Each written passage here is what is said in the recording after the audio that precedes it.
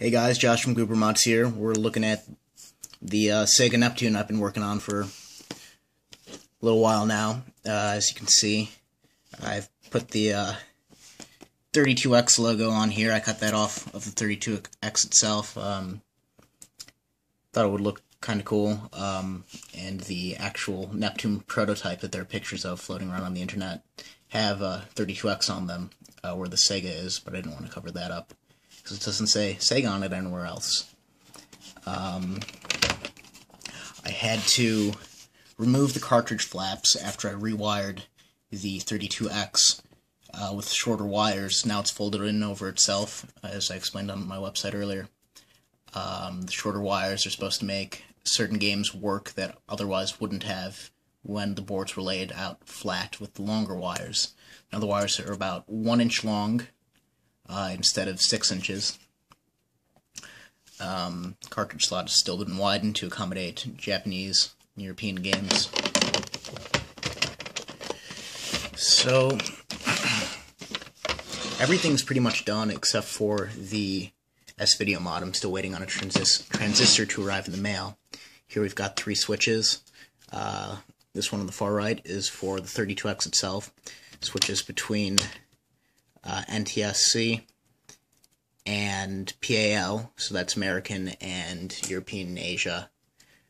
This one right here is Japanese and English for the Genesis, and then 50 to 60 hertz.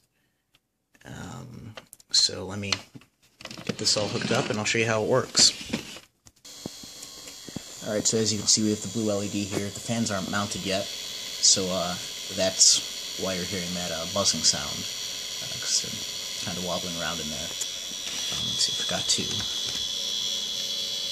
plug in the video output. One side. So here I have in Toe Jam and Earl, which is a Sega Genesis game. At the moment, and this is a somewhat defective cartridge. Sometimes it likes to work, sometimes it doesn't. And when it does work, you need to press the start button at really specific times. Right now, it's not starting up past the Sega logo, not the white Sega thing that shows up at the beginning, but when the actual Sega logo on the game pops up, it's seen in space. And I'm not sure if that's because of the need for a larger power supply. The Sega Genesis with 32X is actually rated at 10 volts. For the 2 power supplies, and each of these individually, I believe this one for the Sega Genesis is rated somewhere around 6, and the one for the 32X around 4. So I do have a 10 volt power brick en route from the internet at the moment. Hopefully it'll be here by Monday at the latest, and that should eliminate the problem. In the meantime, I've ordered some other 32X cartridges to do some testing with. So here's Toe Jam and Earl. Let's get this plugged in. Again, I still don't have a tripod for my camera, which is my phone, so sorry for the shakiness. Here it turns on. Works great. And you can actually kind of see what happens when I play with the switches on the back. The colors change. That's the 32X one. Here's the one for language translation. And then Japanese to English doesn't really do a lot in this case, but they do work. Alright, so here I'm going to open up the system and show you what's going on inside. Alright, so here we can kind of see what's going on inside of the system now. Again, this has been rewired, folded over upon itself. It doesn't really move a lot because these are solid core wires being used for the power adapter. We've got this one fan wired here. It's in the back. It's going to be mounted right here. And then we have this larger fan in the front. It's going to be slanted at an angle right here, aimed sort of at the Genesis board itself. The switches are mounted on the top half of the back of the case. These two from the Genesis. This is the solder points for the 50-60 hertz and for the Japanese to English switch.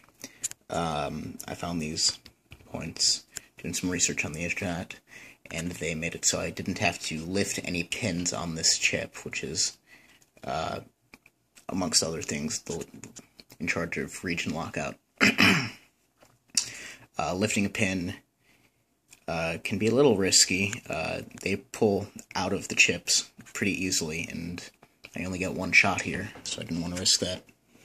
And over here, these white wires go to the region mod, the switch for the 32X, and that's NTSC and Japan.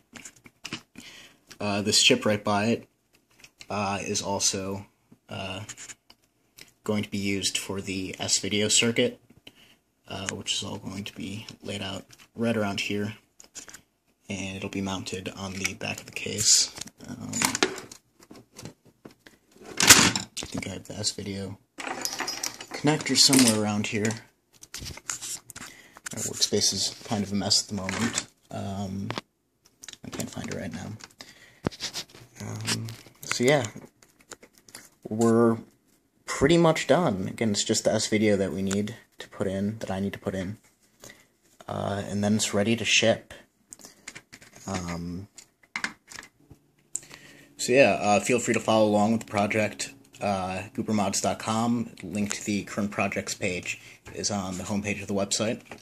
And we are selling these for order, starting at $120 for just the base system, which includes the merging of the Genesis and 32X with one power supply. And that's about it. All other mods are thrown in for an additional price. Stay tuned for more.